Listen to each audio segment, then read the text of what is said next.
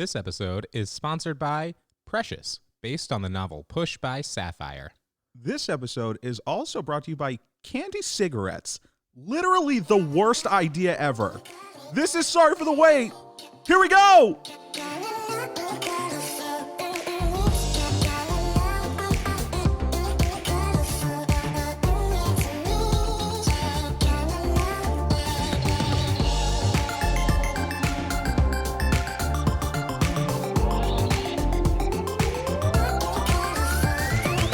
Fired up, ready to go.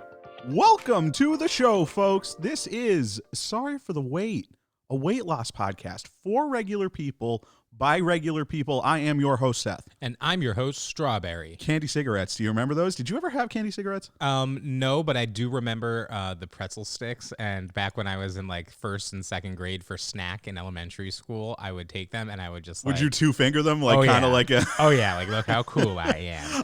It's crazy the things that Marlboro would do to get kids to smoke cigarettes when it was illegal. How did that not raise immediate... Like, you know how some things slip through the cracks That was still in the marketing? era. That was still in the era when people were like, wait, we can't smoke in our restaurant now? Right. So I kind of think that it was just ahead of its time. There's like, I just never understood why. I mean, I had candy cigarettes as a kid, and we all should have realized, like, man, this is something. Right. Like, this is something not good. What do you think would be the modern day of candy cigarettes? I don't know. Is there anything that we have right now that's like the equivalent of that? I don't even know anymore, because do kids still snort pixie sticks? Like, do they? I have not seen that in my classroom, so I can't tell you that they do. Like, are pixie sticks still even around? But just the immersion of drugs, of tobacco into the candy game.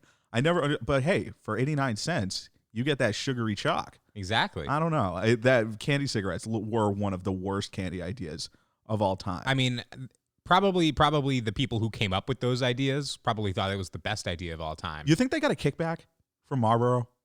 Oh, absolutely. Right, like Marlboro was like, we're going to throw you. Honestly, it wouldn't surprise me if the company that made them was like a subsidiary of Right, Marlboro. they were like the candy division of Marlboro.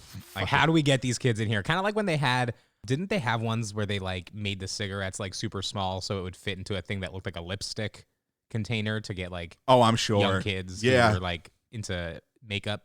Really, just they pulled out all the stops. Hey, fault tobacco all you want. Marketing division, A+. You know? Maybe not for the right reasons, but a good marketing division. But hey, we haven't done this in a while. How was your week?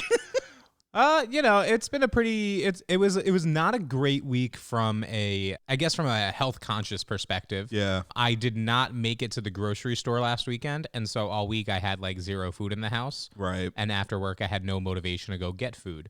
So it was a DoorDash week, which is not something that I'm proud of. Yeah, I think we both had a shitty week. When you think about it, like it's Sunday when we're recording this, and like if we just look at like the past week, I think we both kind of just slipped up a bit. Yeah, which it has to happen sometimes, right? So at least I think it happened at the right time to kind of get ourselves back on track. Yeah, no, I agree, because like it's still New Year's, baby, you know it, but like it doesn't mean New Year's comes without any struggles. I definitely feel like we're both, I don't know, I don't want to say fatigued, but like I think we are a little spent, like weight loss wise. You know what I mean? We've been going so hard, and we had been going so hard for this entire time. Absolutely. I think we took our foot off the gas pedal a little bit, and it's showing. Like, I think we got a little lax, and part of me, at least for me, part of it was just like I just want to chill for a second. Like, right. I only made it to the gym once this past week, and like once the week before. And I was just kind of like, man, it's been good to like relax, but it has resulted in me like eating a lot more loosely than I should be. Right. It's kind of funny because now, like, this isn't funny, but now that things are starting to shut back down again and things are starting to go back into like almost a semi-quarantine mode. Right. That was the environment that like we kind of thrived in the first half of the year. Yeah. And, so I'm kind of hoping to maybe recapture a little bit of that magic to kind of get myself back on track, starting with deleting the fucking app for DoorDash. Yeah, DoorDash. That's gotta go. It's gotta go. We're not ready. No.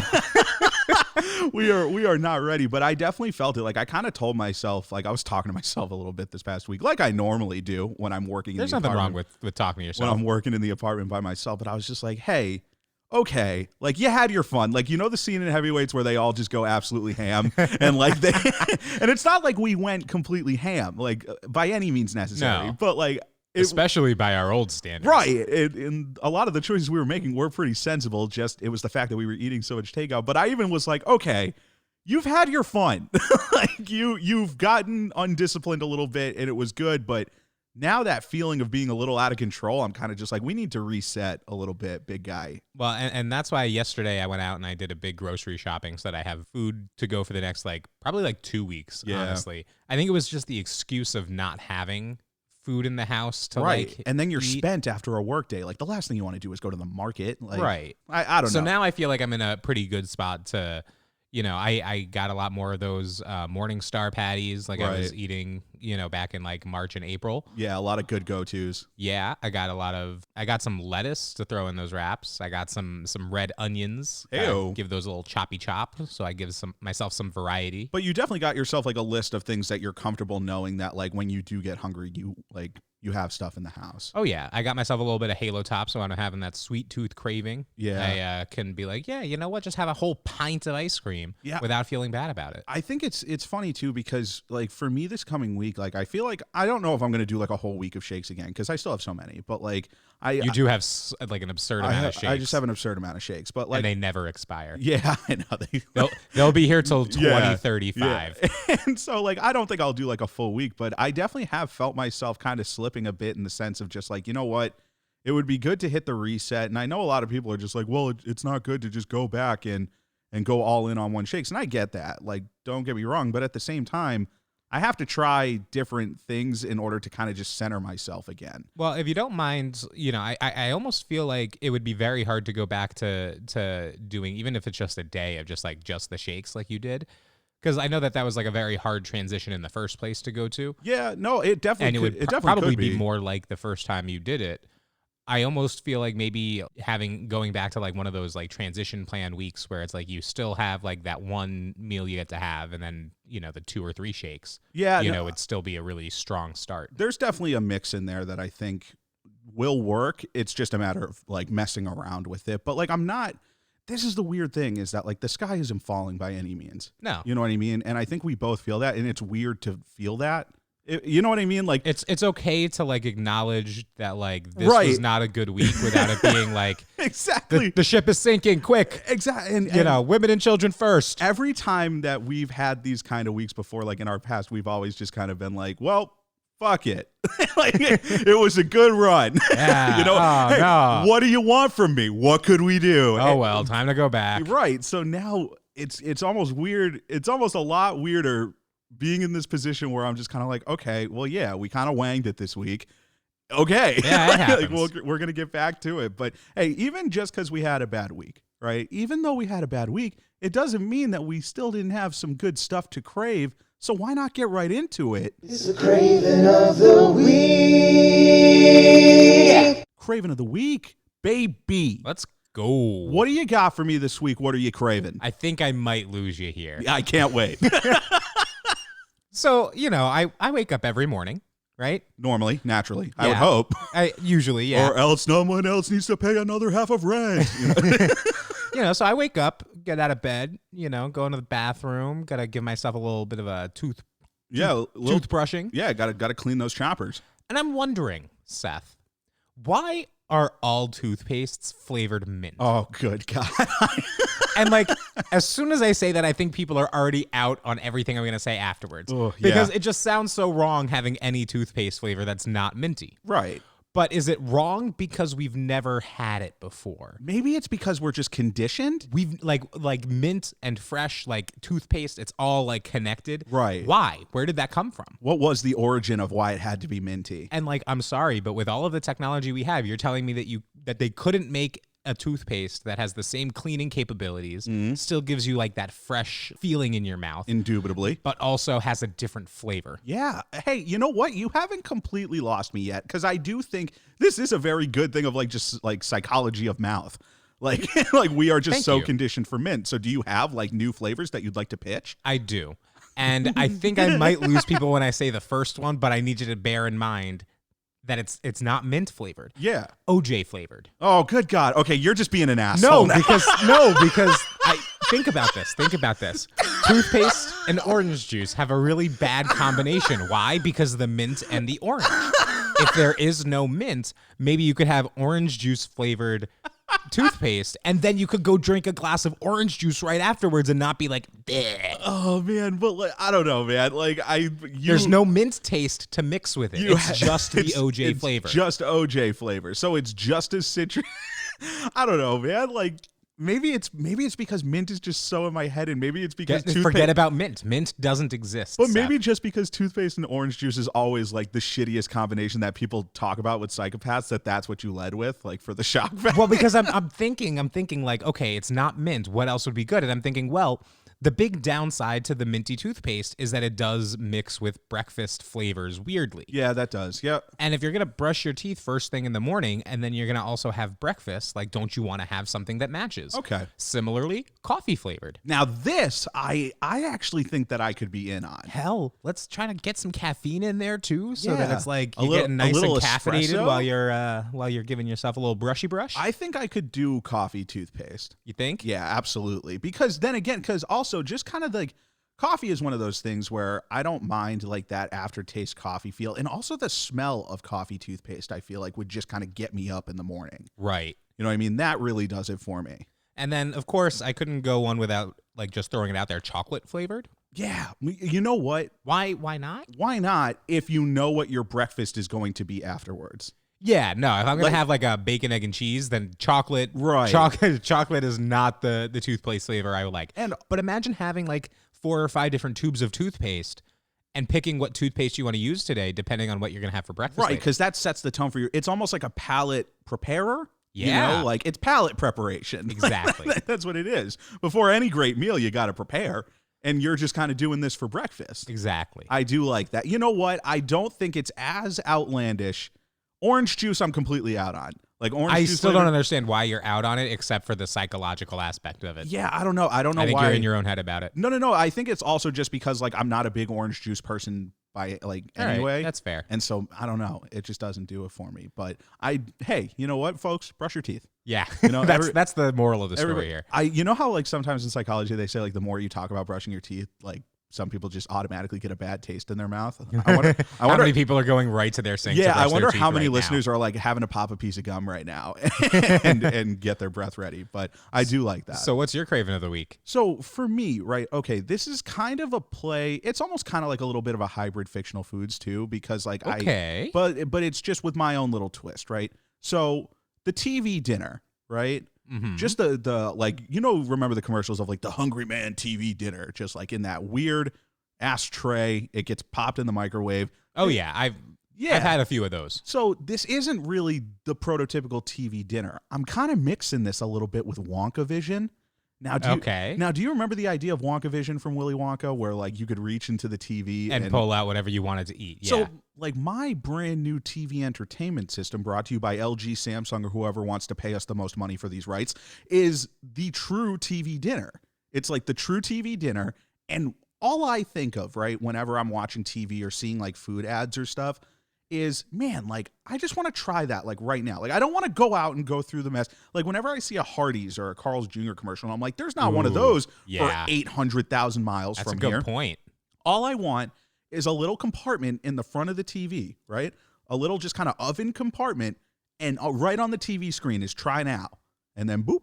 And then pops open the door. We really kind of have to figure out like quantum physics to kind of figure out how to really get this food. Right, to we the got to have some compartment. sort of like teleportation device going on here. Or I just hire like Paul Rudd, Ant-Man, kind of like, and just be like, just send it through the multiverse. Yeah, can you just figure this shit out for me so I can have some Carl's Jr., man? Like, I don't think Paul Rudd actually does know a lot about quantum physics to prepare for his role as then you Ant-Man. just don't know Paul Rudd. You know, Paul Rudd can do anything. The guy hasn't aged for 40 years. I think he's made true. some sort of deal with the devil. But I do understand why these commercials go national, right? It was always like, for a while, it was always Sonic. Like, I would always see Sonic commercials. And there were no Sonics around me. There was never a Sonic around that was us. so terrible. Ever. There was only that one Sonic on Route 611 at camp that we would just be that, like, we gotta go. That was like the only Sonic I'd eaten at for my entire life until I moved up here. And then there's actually a Sonic now that's like 5 minutes that way. That's fairly new. And so I think that there's something to, and now, okay, there's got to be rules. Like there has to be rules, is that I have to think that you can only use this once a day. Okay. Right? Like, you can only use this once a day, and it can't be the whole serving. Like, it can't be the whole serving, because you know what I mean? If I'm doing this once a day and I see all these food commercials come on, it's going to get out of control. The trash is going to pile up in this apartment like it normally does. It's going to be Buffalo Wild Wings one day, Hardee's the other day, and then a breakfast Baconator the next day. You know that you could just go to Buffalo Wild Wings. We do have those around here. Yeah, no. Oh, yeah, I could, but it's like DoorDash but faster. There's a convenience factor here. Yeah, exactly. Like, you have to, like, try now, wham, it's there for you. And the compartment fits right into the TV set. Like, this could almost be like what replaces VCRs. You know what I mean? Like, VCRs have no utility anymore. Why don't we just repurpose VCRs and add them right to the compartment of the TV? I don't even think people still have VCRs to refurbish. Yeah, but they're all just sitting there collecting dust in a warehouse. But in a landfill. Yeah, exactly. They're just, oh man, save the planet. But the TV dinner, I think the TV dinner has legs. I like it. And I think it's got good branding too. How many people you think would line up for a TV dinner? Tons. It would have to be a subscription-based service too. You think so? So maybe there are different tiers of it. So you could like lock yourself out of them multiple times a day. Right. Like, you have to have restaurants getting in on this. They're not just going to give away the food. You know what I mean? And you're not just going to pay a flat rate for this TV. It's got to be sort of like everything else is in this goddamn time of 2020 and on, where everything is a subscription service, where you pay like just a simple fee and you get to try one thing a day that comes across the ads. I feel like, because it's got to make money. It's got to make money. I mean, how else are we going to get paid? You know, that's true. How else are we going to be able to do this goddamn podcast full time? You know? Yeah, we definitely need the merchandise from this TV dinner VCR. Exactly. And so that's another craving of the week, folks. As always, if you've got one, send it right on into us, SFTWSubmissions. But holy shit, Hachi Machi, sound the alarm. We've got a new segment. New segment alert. Woo! We've got a new segment coming at you. Is this going to work? I really don't know. This is another one of those kind of fever dream segments that I came up with. This will either be one of our all-time greats or the worst segment of all time. But I can't wait to find out which one. All podcasts are about trying new shit, and that's what we're trying to do here. So this segment is called The Breakfast Club. Now, I was thinking about the movie The Breakfast Club last week, and I was just like, man, there's something there. Like, there is something there, but it can't just be directly related to The Breakfast Club, the movie.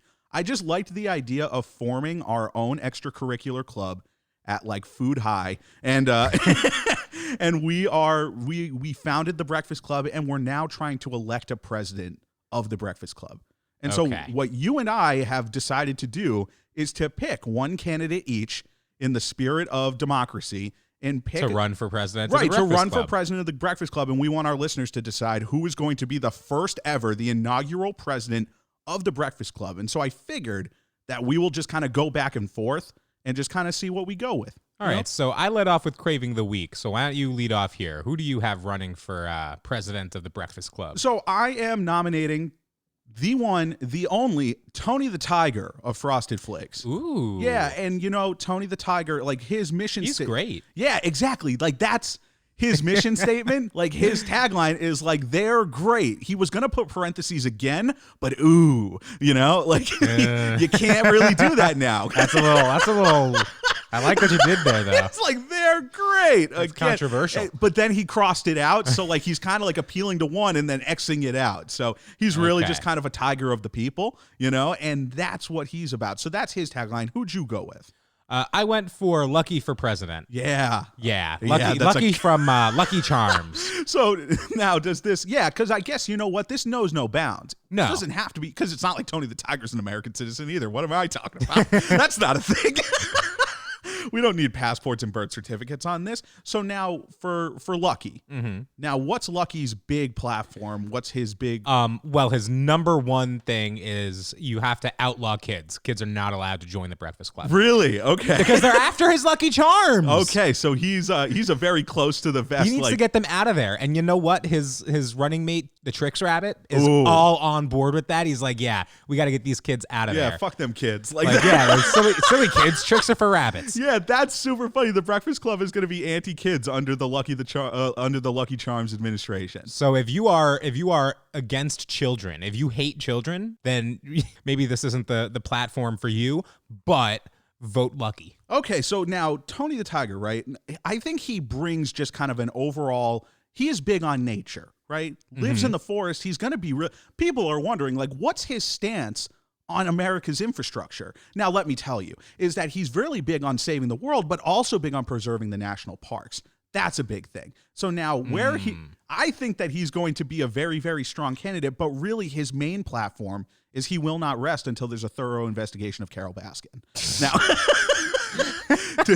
Tony the Tiger. Any pardon for Joe Exotic? No, he's actually going. See, this is the great thing about having a tiger president of the Breakfast Club, right? Is that he will just it's eaten justice. Like he is going to eat all of the injustice. There's an intimidation factor that comes. You need to be feared, but you also need to be loved. So he's going to fear you because he's a goddamn tiger. He's going to fear you? He's going to fear me because I put him in that seat. I am chief of staff, let's be honest. But most are going to fear him because he's a tiger, but he's going to be loved because he is going to be open to petting hours.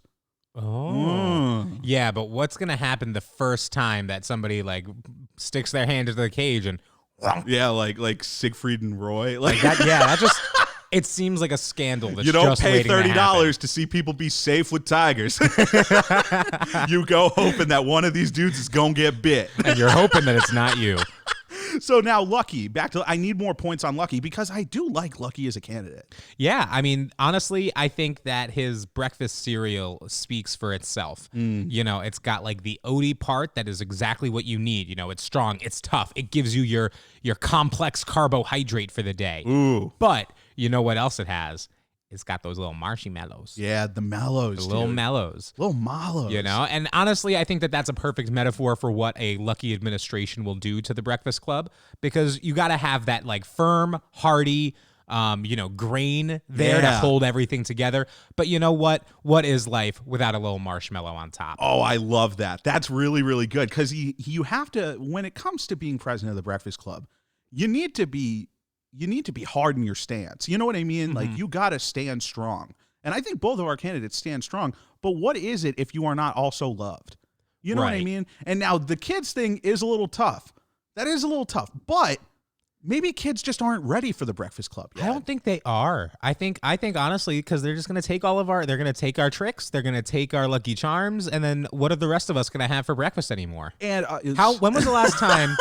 When was the last time you saw big cereal cater to adults? Never. We're just starting to see like the turn of the century with like these weird ass protein cereals, but which I really want to try. Yeah, Magic Spoon, please sponsor us. Yeah, Magic Spoon, please sponsor us. Somebody tweet at Magic Spoon. But a big thing that I think could turn a lot of people to Tony the Tiger. I think it's time that we get Tiger and cheetah print back in style. You know, like I think we need more leopard print clothing. You know what? I think you are absolutely wrong, and I am willing to stake this entire election on just that premise, because I think that tiger and cheetah print is respected exactly as much as it should be right now, which is a little bit in certain situations. Like, it's not like it's a no-go ever. But I don't think we need to bring it back to like the Cheetah Girls days. Well, then we have to cut this recording short so that I can return the long sleeve cheetah print shirt that I got you for Christmas. Oh no. But I do think that this is a really hotly contested. Is this segment going to last a really long time? I don't know. Who knows? But I do think... I already have an idea for who my next candidate is. But I do think that for now, the first inaugural Breakfast Club, it comes down to Tony the Tiger. Inaugural, huh? Yeah. Who are we going to inaugurate from the inaugural Breakfast Club? Yeah. Is the real question. I have no... Yeah, I know, because it doesn't matter until they're inaugural. Oh, no. But folks, it's up our to... producers are telling us to stop talking about our politics. Lawyers are telling us, is that a red dot site on my forehead? Okay, so it's down to Tony the Tiger, and the Lucky Charms. Is it Lucky? Is it just Lucky? I think it's just Lucky. So it's Tony the Tiger. Maybe it's like Lucky Charm. Right. Maybe is Charm his last name? Sure. We're going to need to check. So it's down to Tony the Tiger, Lucky Charm, Senior. Mr. Charm. Mr. Charm. President-elect Charm. Charmed, I'm sure. So tell us who you're voting for. We're going to put something up on our Instagram. But now, what is this, like a direct popular vote election, or is there some sort of weighting to the electoral college here? Well, the snacktoral college, I guess, but I don't know. We're going to have to figure out what the voting really means. I think it's just going to be like anything else where we just kind of see a couple votes trickle in. Oh, so it's going to be rigged is what you're saying. Yeah, most likely. Okay. I mean, it is. So it's true to form. Just like any extracurricular school club. Okay, I'll stop talking about politics. Get off my back. So, folks, please submit your vote wherever we put it up. It's most likely going to be on our Instagram, the first ever president of the Breakfast Club. And that's a new segment. We're going to see if that pans out. But it is a quick switch up. We want to move on into our main topic and the title of this episode, Let Them Eat Cake. Yeah, let us eat cake. Now, this title is going to be a little confusing. And we'll admit, it was tough to come up with a title for this one. Honestly, I think I just said it and we were like, yeah, that'll be a good placeholder until we figure it out. And then we never figured it out. So we're stuck with our placeholder today. But even with a placeholder title, I think this is one of the most important topics we've ever talked about. I agree. I really do, because for those who haven't picked up on the context yet, I don't blame you. So this whole main topic is all about food as a celebration and food as a reward. And I think this right here is one of the main, it's the genesis of our terrible relationship with food. You know what, Seth? That's a great observation. Here, have a cookie. Yeah. See, like, but isn't that not? Oh, absolutely. You get like, it's just such an easy go-to. Think about so many different scenarios from growing up, right? Like whether this happened to us or not, I can't remember too many times where it happened, but like some parents are like, if your kid's being shitty and they're like, if you're good, we'll go get ice cream.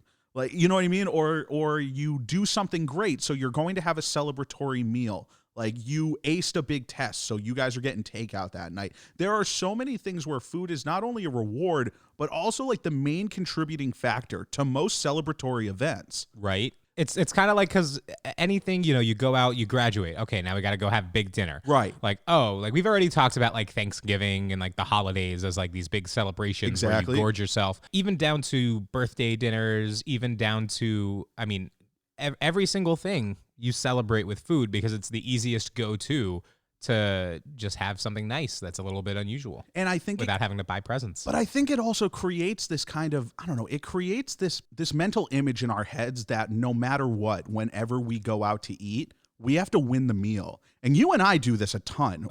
We did this a ton. I mean, we don't do it much anymore. It's like a calculus problem trying to figure out how to maximize your meal. You're trying to maximize your meal. Because if you're going out to dinner, you always think like, well, we're out to dinner. It's a special occasion. It's not a goddamn special occasion if you're out to dinner every goddamn night. You know what I mean? But we never really put that together. We were always like, I'm not leaving here without feeling like it was worth it. You know what I think it was? I think it's that like, People say things like, you know, oh, like there's something to celebrate in every day. Like celebrate the little victories. And, you know, so you have a little victory and it's like, all right, let's go. This little victory is worth a country fried steak. But I never understood why we always felt like we had to win every meal. Like you and I would talk about this sometimes when we drive in the car of like the getting a salad. Like that just felt what a waste of a meal. What a waste of $9. Like, yeah. You know what I mean? I'm going to pay $9 to eat like a rabbit. Yeah, exactly. That's absolute. Like, I'm not trying to be a herbivore right here, man. Like I'm trying to have a stromboli filled with meats. And that's for me. This was always so ironic. Did you ever have this too when you came home from camp? Like it was the like Seth's back from camp or Strawberry's back from camp. Like let's go out to dinner. Well, yeah. I mean, it was never really like it was always a like welcome home kind of dinner. Yeah, like it was a welcome. It was not often a celebratory dinner because of more times when I came back from camp there wasn't much to celebrate. Yeah. Other than like, he's back. Well, yeah, I guess so. Doesn't look that different. Well, because you were just a camper for 1 year. Right. And so for me, coming home from camp, like every year, right, it was always like the Seth's back from camp. Like my friends from home would be like, whoa, like, what's up? Like, we haven't seen you all summer. I'm like, oh, what's up, dude? It's like, and then like my parents would be excited. There would always be like some like end of summer party going on, whether it was at my house or something. And the food spread would be astronomical. And you have to understand for a kid like me, who has been at camp for 8, sometimes 9 weeks in my earlier years where camp was 9 weeks long, you would come home and you'd be like, I did it. Like, this is my nirvana. Like, you're like the kid going back to Charlie or Willy Wonka in the chocolate factory. You're like walking into the chocolate room where everything's edible, and you're like, oh yeah. And you're like, this is all reality can be whatever I want now. I think a lot of times it was just because all summer, like at Fat Camp, we would just wind ourselves up over what we couldn't have, Right. and then as soon as it was like presented to us as a smorgasbord, we were like, all right, let's go. We got a job to do here. And like, yeah, we got something. Because isn't that the thing? It was like we have something to struggle for. And that's not what weight loss should be about. You should never struggle to lose weight just so you can get the satisfaction of this food. Absolutely. Because because that is kind of what happened to us for so many years at camp. If we lost the weight, then we could eat the food without feeling bad. Right. And it was like, well, it was almost like giving ourselves insurance pounds. Like, it was like, you know what I mean? Like, I lost 40 pounds. It's not going to all come back in one day. Like, and then all of a sudden it's May and you're like, man, I'm up 10. Huh. From before I went to camp last year. And that was part of the thing for us. My biggest one, right, is a couple years ago. I mean, this was it's like a long time ago, but I won a weight loss competition, which was already unhealthy in its own right. I should have never have done it, but I won. You know, competitive guy, I'm the winner, but I was ultimately the loser. So I won this competition, and then my whole family, it was like, I didn't even like seem odd to me. It was like, let's go celebrate. We went to this seafood restaurant. I'm not joking.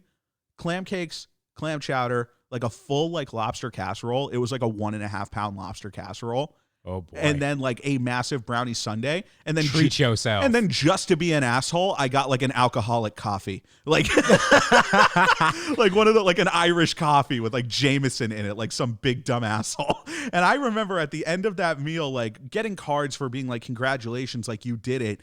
And something a little bit was off of my mind of like, I'm reading all these cards of like, look how hard you've worked and how great. And like, you're already getting like that feeling from and then binging. And then in my stomach, I'm like, man, I feel awful. Like, I don't know why eating these 2,700 calories in one sitting is not sitting well. And I'm sure just all of the props for doing such a great weight loss job. Like, it wasn't sitting well in your stomach, and it also wasn't sitting well in your head. Right. It wasn't. And I think over the years, it's something that's very hard for us to kick. You know what I mean? Like, do you like, even when this past week, when we were getting DoorDash a couple times, there were a couple times where we were looking at it like, ooh, do I want this, and this? And we held firm. And I think a big part of it too is that like there's something to be said about the variety of foods. You know, I think when we were doing DoorDash, you know, before, like during the Great Binge. During the Great Binge, yeah. It was always like, you order DoorDash, you get one thing, I get one thing, then we only like get to eat one thing each. Right. But if we both ordered like 3 things, we could have a little bit of all 3, and then we have more variety. Right. But then what ended up happening was, instead of eating a little bit of all 3, we would just eat all 3. And then and then we would do it all over again the square next day. one. Right, because then we're out of food. And then the next day comes around. We would always have this like weird thing in our mind of like, if you only get one thing, then you're kind of wasting the order. Right. Honestly, that's the perfect way to put it, because we were just like, we have to get the most out of this. It was never an idea of like, well, we can just go and get something to eat because we're hungry and we just need to fill our hunger.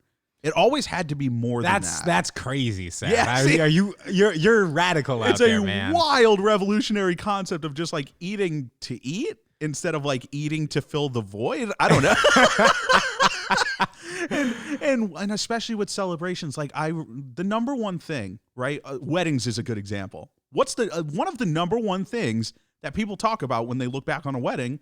Was food. How was the food? It was great. See, like a birthday party, it's like, what kind of cake do you want? What kind of food do you want? And like, it was always just kind of like your choice, your celebration. And this isn't to say that you shouldn't celebrate with good food. You know what I mean? Right. Like there is a place for that, especially I think for the vast majority of people who don't have toxic relationships with food like we do. Right. Exactly. It's hard for us to look back on all of our times growing up and seeing food given to us as an attaboy, or food given to us because we did something good, how wild is it that we think everything good in our lives is related to food when it's always been this like positive thing? And then we realize it means it's an excuse that like if I can find some reason to pat myself on the back for today, then I've earned whatever I'm about to eat. Exactly. Like I used to do this a ton when I would sometimes like go to the gym and then I'd be like You did it. This is so it's so embarrassing. No, I've done that too. But it's the most relatable thing in the world. It's happened a couple times. Like, I mean, not recently, like but I've burned off 100 calories. Time to go eat 1,000. I'm not joking. I sometimes back like when I was like really doing this the wrong way, but sometimes I would run like 8, 9, 10 miles. I would burn like 900 calories in like one gym session. I would calculate it out like to the T. And then I'd be like, and then I would start searching things that were in that calorie range, and then way over. And I'm like, well, I'm only netting like like I'd be doing mental math of like, well, if this thing is 1,400 calories, like I'm only really netting 500. Like that's the thing, and it's only plus 500. And you're starting to do this math in your head because you're like, I earned it. Yeah, and you're like, I'm basically just canceling out the workout that I did, but I get to eat this dope meal for 500 calories. Right. Like, that's a win. It's almost like creating a weird, messed up debit account. Even like, though it's kind of like you need to have a negative number for the weight loss to happen. Exactly. Like all this talk about calorie deficit, we just kind of missed the memo for a while. It was like calorie deficit compared to what we should have had was what we cared about. Yeah, and I think that our mindset of always having to win the meal was such a big thing, and then always trying to figure out, just justify ways to reward ourselves. Oh, yeah. And I think that it created, and this isn't for everybody, you know what I mean? Some people have completely fine relationships with food, but also do struggle with like their weight, whether it's you're light or you're heavy. But for us, we couldn't stop thinking about like the best part of a celebration was the food. Mm-hmm. And so now I don't know what that means. This is one of the things, we're not experts. I don't know how you change this. Is it maybe making your rewards activity based and not about the food? Because like you still want to find a balance. You know what I mean? What do you mean by activity based? Okay, so like I never want somebody to be like, well, I can't celebrate with food anymore. I think that that's absurd. Like food is food and food is good. You should be able to enjoy it. Just because we wanged it with with our relationships with food, you know what I mean? And maybe we just kind of have to do some self-assessment, but does a reward-based, like an activity-based reward maybe mean like it has to require, like going bowling, I think is a good example. Okay, like we do something good, like reward ourselves going bowling. Right, we reward ourselves with an activity that tag. that has food as like a supplement to it. You know what I mean? Because maybe it's not just based on celebrating with a sit-down meal going to this place, but maybe it's going and doing something that kind of has food a part of it, so maybe we're not putting as much focus on the food. Okay, but I'm not a huge bowling guy. So oh yeah, no, neither am I. Okay, like those I don't know weird ass why you threw clown out shows. bowling But there. like I'm trying to think of like different activities because I don't know. I'm kind of talking out loud with it here because for us, we need to start finding ways to reward ourselves that aren't necessarily food based. Right. And I'm not sure what that entails. I don't know what you would think about that. I'm trying to think of some activities that like I would like to do as like a reward for different things. I got nothing. It's just so odd to me because everywhere we turn, there's food as part of a celebration. Oh yeah. Or there's food as part of a reward. Like there are so many times where I can remember myself being like, if I'm extra good today, we can go to Dairy Queen. Like your boy's gonna get a blizzard. Well, and I thought about that before too, where it's like, you just had a really stressful day and you got through it. You know what? Treat yourself. Right. And it's a double-edged sword because you're at your highest of highs when you're celebrating something like graduating or winning a goddamn weight loss competition or coming home from fat camp when you just lost a ton of weight. But then you also have the today sucked. Like today absolutely sucked. All I want to do is crush 2 Baconators. Like, like that's all I want to do. And we're trying to basically tightrope right in the middle. And also, maybe this is just because you said 2 Baconators, but sometimes I don't know if you've done this, but I used to like get in my head about saying things like that. And then I would like settle on just like, okay, just 1 Baconator meal. Yes. And then since I'm not having a second Baconator, I can actually get a little desserty thing on the side instead too, and I'm still being good. It's so much easier to justify the mental gymnastics. The mental gymnastics we had to go through, Seth. We should have freaking gold medals. Like like someone being like, well, you had a bunch of Wendy's today. It's like, yeah, okay, Don, but I normally get 3 junior bacon cheeseburgers, and today I only got 2 with nuggets. So where's my reward? So yeah, exactly. And since I made such a good choice, I am also going to get something at McDonald's. and we laugh about this because we have gotten to the point where we are mentally strong enough now that we can laugh about these things, but they are real and they actually happened. And we think that they happened with a lot of other people too. Like there is this mental gymnastics. There is this kind of like internal battle that even when you're celebrating, even when you're getting these rewards, it's not like it's not in the back of your head. You know what I mean? Every time that I was at a celebratory meal and eating a shit ton, especially after like weight related stuff, it would sit in the back of my head of like like, I wonder what this means. And like, maybe I just had no shame. I was like, well, cause like, whatever. Oh yeah. I would never display my shame, but like, and it's not like I had overwhelming shame, but in the back of my head, I would sit there and I'd think like, I wonder what this means, like, for going forward, because we're so conditioned to think with weight loss that it's like an I'm done. And so when we're rewarded, I'm done. Right. Give me my chocolate now. Right. And so when we have these celebratory meals or we go to like these big parties that like celebrate these kinds of things, it's almost like it's the end of the journey. And the big thing comes with treating yourself too, in terms of everybody else telling you to treat yourself. Yeah. You know what I mean? Like somebody's like, come on, you've been working so hard. You deserve it. And like when you deserve it. You deserve it. You and deserve when you hear the poison. when you hear that from other people, it does like kind of sit in your head and go like, yeah, I do deserve it. I really shouldn't be punishing myself. But it's really not even a punishment to not be doing that. I think it's just a discipline recognition. Yeah, it's a discipline. It's recognizing that, you know, treating yourself to me means something different than what it means to you. It's a sense of self-awareness. Right. Like to you might be like, oh, you've done really well on your diet. Treat yourself to like a Blizzard, and you can have a Blizzard and be fine and then go back to your diet. Me, it's like treat yourself with a Blizzard, and then after I've had that Blizzard, you know what? I'm actually still kind of hungry, so I'm going to have a couple more things. Right. And that's, I think, the difference. And you know, it comes from a good place of people wanting to, and this isn't just about like me and you. This is about, I think, a lot of people out there, right? Especially with a diet, you know, or any sort of weight loss. People go like, "Oh, you're doing great. You've done great. Like, treat yourself," without the total recognition there that might not be a good thing. And I think a lot of the intentions too of people telling like people like us to treat ourselves is that they see us as like in pain. You know, like for working so hard. Right, you know what I mean? Like right. They're sort of just like you're in pain and I just want you to feel better, which at its surface is good. But hey, my dude, don't tell me to treat myself because you think I'm in pain with the thing that's causing me pain. Like I'll never get tired of just relating it to other like sort of addiction problems where it's like you've gone 6 months without crystal meth. You know what? Come on. Honestly, just treat yourself. You've been doing really good. You've been just have doing a little bit of meth. Just a little bit of meth. Also, you know, a little bit of meth won't kill you. Your nose is so clean right now. Just have one bump. You know, come on. Like I got the keys right here, just a little bit. And this is the kind of thing. And like some people might say it's overzealous to like compare this to drug addiction. And you know what?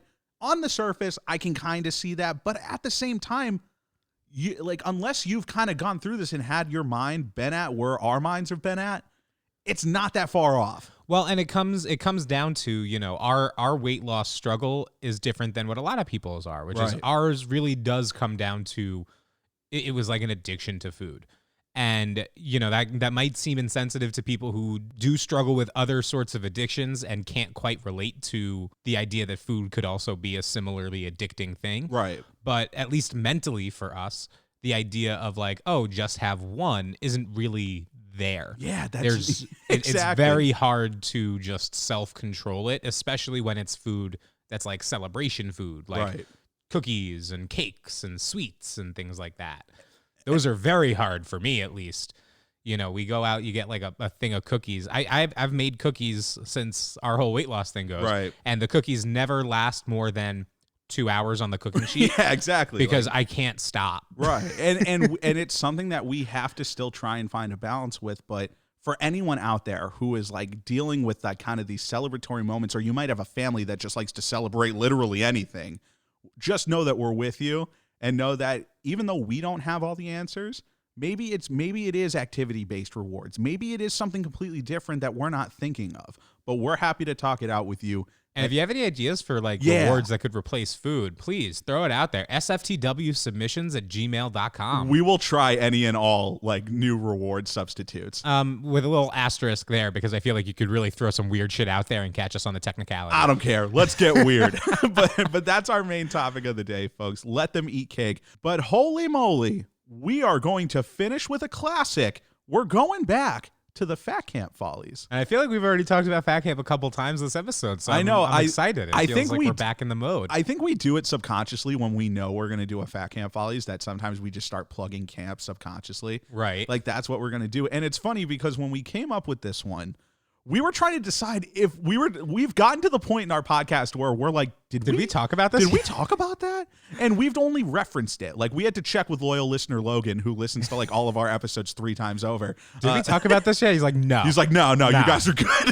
We're like, thanks, Logan. You're the man, buddy. Really appreciate you. But if you could get on making a little like Wikia article with like all of our segments, get going with that so we could just really quickly look it up. Yeah, can someone go create a Sorry for the Wait subreddit and just like recap every one of our episodes? We'd really appreciate that. But this Fat Camp Follies is covering OD. OD, like overdose? Nope. Well, nope. No. Things got dark. But no, we're not talking about overdoses today, folks. We're talking about OD, which stands for on duty. That sounds fun. On duty. So now, folks, camp is a job, especially for us counselors. Camp is a job. And what is your job? To make sure the kids stay safe. Right. Don't lose a kid. Don't let a kid get killed, okay? Don't let the kids sneak out. Really, that's kind of it. So OD, on duty, right? The way that OD broke down, and the reason why we feel like we have to talk about this, for the camp people, they'll understand the magnitude. But for people on the outside looking in, camp is a lawless land. Like, oh, yeah. It is the absolute Wild West, because not only do you have campers who are going through like very pivotal like times in their lives, like they're becoming who kind of they are and trying to find themselves. You also have college kids who are trying to figure out who they are. And isn't it great when you have like a bunch of like 18-year-olds who are standing around trying to stop like the 12-year-olds from hooking up? Right, exactly. Like you have it's a great experience. It's super funny, and especially because like the way that OD broke down, right, is that AOD and BOD, there were 2 separate groups, and basically you sat on duty every other day. Right. Just for the sake of it. We won't get into the crazy minutia, but you sat OD every other day for all intents and purposes, and you were assigned a spot. And that spot was your dojo. If anything bad happened in that spot, it was your ass on the line. Oh, yeah. Every single time. And so what happens is, I just want to focus on the nighttime OD. Thank you, because that's where I want to focus too. So nighttime OD, right? Evening activity ends. The kids are having their free time. If you're on OD, see, and it's so funny because we say on OD, which essentially if you're on duty, which essentially translates to on duty. And I don't know why this became the vernacular, but we can't stop saying it. And we always, if you're OD, you're on OD, right? Yeah, it just sounds right. It just always sounded better. And we would always have people being like, "So you're on duty," and I'm like, "Yep, you're goddamn right." I don't know why I can't shake that. But let me put my PIN number in my ATM machine. Right, exactly. And I think that after evening activity, the kids are doing their free time. It's been a long day. Oh, yeah. Like, it's a long day. You're running around. You're exhausted. And you have to stay up for all intents and purposes, evening activity gets out around 9. You're basically up, sitting, staring at the same spot from 9 until midnight. Or 1 on Fridays and Saturdays, right. Extended curfew. We had to stay up there until 1. And I know a lot of people are kind of sitting there being like, well, that's not that tough. Like, you're just kind of sitting there. It's not like you're doing anything. Folks, I would like you to go out and run around with children all day, okay? All day. And then starting at 7:45 a.m. And then I want you, at the end of the day, from essentially 9 until midnight, sitting on maybe a bunk, maybe sitting on a bunk porch, and just staring into the Pocono darkness, trying not to fall asleep. And I'll tell you, it got better the longer we were there. But when we were like first counselors, right, we had to be outside on the porch every night up until 12 or 1 o'clock, depending on the night. We could not have headphones in, because if we have headphones in, you can't hear what's going on with the kids. We could not be doing things like reading a book.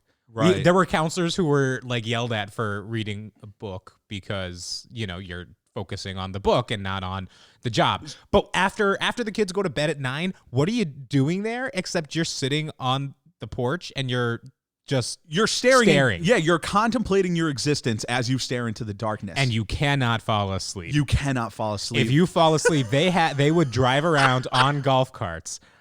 Like sometimes if it was like a 1 a.m. night, they'd be doing a round at 12:58 to make sure we're all still up and alert. Yeah, and on our porches, and I'll never forget like a couple of times, like some people falling asleep and like you can kind of see them drifting and you're like, do I get off my spot? To and go like, tell them and wake them like up. go through. And so like there would be times where like you'd throw rocks across the way, like to try and like wake them up and be like, are you still with me? But the big problem is that there are ways to hack OD. Okay. Oh yeah. You can always have somebody on their night off go get you some fuel, go get you a sub. The Wawa Run, this was the genesis of the Wawa Run from episode 1. I can't believe it, like that far back. And honestly, like it was important because like if you're not getting something in your system to kind of keep you up, you are gonna crash and you're gonna crash hard. And truthfully, like I think as much as the actual fuel that the food gave you, it was the looking forward to it that kept you awake. Yeah. Now it's crazy because it's funny. There would be times where like, so we get sitting on the porch on our porches around like what 10:15. Yep. And then like people go out for the Wawa Run. They don't come back sometimes until like 11:15, 11:30 is by the time the food's delivered. And by then it's like, okay, I only have a half hour until I'm going to be in bed. But yeah, I'll eat this fucking 12-inch sub. Yeah. 10-inch sub. So 10-inch chicken salad. I'm going to go to sleep in a half hour. Yeah, It's exactly. just going to sit in my body all night. I'm just going to carb crash and then I'm going to feel terrible in the morning. But some of my favorite OD stories and some of my favorite OD experiences personally involved my campers. Oh, absolutely. Like this, 100%. This was a time that like, yes, your campers were supposed to be in bed and go to bed, but this is a time where you can really spend some time with your campers and actually get close to them and figure out like really kind of who they are. And also like have them tell you like the stuff about their lives that like they actually want you to know about. Right. I think I became as close as I could as I could be with my campers while sitting OD, and just like the late night talks of them like asking questions and like trying to figure out just like shit about the world. Right. Like stuff that like as a college kid that I'd be like, man, like I almost wish that like I had, and lucky I was lucky enough to have some counselors who would like actually explain the way that things were when I was young and like had questions. But stuff like that, I'll never forget. One of my campers wanted me to teach him how to shave, like at like 11 at night. Like one night, and This is probably like a baby faced kid who had like nothing to shave. Just either. like a little bit of peach fuzz, and then here's me with my goddamn Yukon Cornelius beard, and I'm just like, hell yeah, screw it, let's do it. Like just like sitting there like at like the bathroom mirror, just like being like, no, you're gonna want to like go against the grain, with the grain, do this, do that, don't nick yourself here, that's bad. And imagine one of these baby faced kids going up to breakfast the next day with like a little shaving cut with like Yeah, a little exactly. toilet paper like sitting on it, like what? yeah, to be like, you cannot tell anybody about this. But this was one of the things that as counselors that I really did enjoy. And as we became group leaders, we were able to head OD. So it's not like we were sitting on bunks much anymore. No, we got to sit in the field house and just bro out. Yeah, but I think that when you're sitting OD too, like there was a sense of, even just before you're sitting on a bunk, there was a sense of pride that you had in seeing your kids try to sneak out. Oh yeah, there were. I mean, look, there were 1 or 2 times where it was kind of like one of those. Okay, like you have like 5 minutes. Yeah, like I'm not joking. This is gonna sound so bad because it's gonna make me seem terrible at my job, but I always kind of tried to look the other way.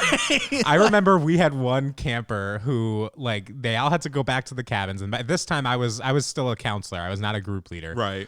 But my co-counselor was our group leader. And so he was like the one whose job was to like go around and like make sure that everybody's in their bunks and blah, blah, blah. Right. And one of our campers didn't come back to the bunk, and I let him know. And he was like, okay, like I'll go look for him. So he hops on the golf cart, goes around to start looking. He comes back down to the cabin. He's like, did he come back yet? And I was like, no. He's like, yeah, no, he's in the bathroom over there with a girl. Nice. And I was like, oh. And he's like, yeah, I'm going to go get him in like 5 minutes. I'm going to give him a quick 5 and then I'm okay. going to ream him out. But see, because the thing was, though, is like for me too, like I know that this like might go a little bit against the grain, right? But I remember being a camper. I remember being a young camper from starting when I was 7 to being like 16. And I remember those times of just like, you get shit kicked in your face at home with whatever like kind of person you're into, whatever person you're into at home. And it's just like no, we're really just good as friends. And then you get to camp and you're like, whoa, I actually have an opportunity to like not date is such a serious word, but just like Camp date. right, but like to camp date. And I always was just looking at my campers like for the first time, have somebody be interested in them. Well, and I'll throw out there that for the most part, like worries about like as far as like bases go, going all the way to, on a home run was not that was not quite in anyone's wheelhouse, at least not for the most part. Yeah, no. So it was really just more like giving them, it's kind of like you look at these kids and that like when they're at home, they're not really interacting with the opposite sex much. They're not really putting themselves out there. They don't really have the opportunities to grow and learn, like just in an interpersonal sense from those kinds of interactions. Camp was like the perfect like practice ground for that. Right. So that they don't just end up being these like weird fat 20-year-old people who don't know how to talk to a girl. Right, exactly. Like I'm never going to like get on one of my campers for like trying to sneak a kiss at the end of the night. Like come on, my dude. Like that's what you do. Like especially when you have somebody who's into you and you just kind of get that. You see some of these confidence boosts. And this is where OD can be tough because you're trying to like balance this line of like I'm doing my job, but I'm not doing my job. Right. And sometimes it's kind of like one of those judgment calls that like I don't think any college student is really prepared for, where it's like, the maybe social emotional needs of this child, right, like might be like it's probably healthy for them to be able to learn how to talk to this girl in an appropriate way and not be one of those weirdos who doesn't have any sort of social awareness because they were never able to learn it. This was almost like a training wheels kind of lesson. Yeah. But at the same time, you're not doing your job. I know. And yeah, like if it does go too far, like you're fucked too. It's on you. And so I do think that when it came to OD, right, the one thing that I did always love about OD amongst counselors is that we all did pretty much look out for each other. Yeah. Like if somebody needed to get off their spot to go do something really quick, like we always had somebody kind of to cover. We always tried to like make sure we had a group text going of just like the golf carts are around. Everybody wake your asses up. I remember there would be times where we would sneak off to like maybe go smoke a cigarette or something. And I remember the group chat blew up one day that like me and our other friend Ryan were like going down. We were smoking down the hill, and the group chat just blows up with like the owner's like driving around in the cart, and we were just like, oh no, oh shit, oh no. And so we ended up having to like kind of like army crawl our way back up the hill to our bunk. But like keeping ourselves low so that if like the flashing lights came down, like they wouldn't really see us. We'd kind of like blend in and be able to like do a little tuck roll. Right. And then also like try and have Axe body spray so that you don't smell like an ashtray. We literally, no, the most ridiculous part was that we had our shirts off because like we didn't want it to stick to our clothes. And so we're just like coming up this hill like on our like bare stomachs, and we were just like, yeah, if they catch us, we weren't smoking down here. We were. Can you imagine if you were close enough to the road that like somebody drove by, like called the police and was like, "What is going on here? Two shirtless teenagers are smoking cigarettes by the road. Can you send something like Pocono police?" They're gonna be like, "No." Like, no, we got better shit to do. But the nature of OD is that OD was always one of the things that you dreaded, but did produce some of the funniest stories, because as counselors, we were all trying to skirt ways to like not do our job, but but then at the same time, like make sure you're doing the bare minimum to make sure that the kids are safe. I remember a couple of times. Do you remember the time that a kid got woken up to make an announcement in the middle of the night? Yeah. Okay. So this was like super late too, and we woke this kid up to just get on the PA announcement and do like hey, hello, boys side. Lineup will be in 4.5 hours. But it was like a whispered announcement. It was we called it the Shy Ronnie after an SNL skit. Yeah, it was, and we like renamed it to like Shy Camp. Yeah, we have lineup and Shy Camper and Shy Counselor and Shy Counselor, and man, like, cause see, like this is like the funny part about camp. Like this is what camp is made for. But I do think that it was good for us to talk about OD, especially for those who are recovering from camp, from their terrible OD stories. And it got a lot better because after a while, they started letting us just stay inside for OD instead of staying out on our porch, and people got to just go to sleep. Right. They finally got the message. But that's another Fat Camp Follies, folks. And we are going to head into closing thoughts. And just in the spirit of let them eat cake, you know what? If you're going to celebrate, go celebrate. But don't make it all about just food as the reward or food as the celebration. Absolutely. I think that that's really big for us. But folks, Thank you for listening to another episode of Sorry for the Wait. If you want to write into us, please shoot us an email, sftwsubmissions@gmail.com. And make sure to follow us on every social media platform you have. And then after that, why don't you leave us a voicemail? We haven't gotten a voicemail in a while. I really want one. Yeah. 774-855-9433. And make sure to give us a 5-star rating and a review on Apple Podcasts if you haven't done so already. We're sitting at 162. We're trying to get up there. Every review counts, and we really, really appreciate them. I really, really hope that we can get to 200 someday. Yeah, maybe one of these days. One of these days. But when we're at 15,000, we'll look back at these days as humble beginnings. But you know what, folks? Until next time, I'm Seth. And I'm Strawberry. And remember, keep your friends close. Keep your enemies closer. But keep your snacks the closest.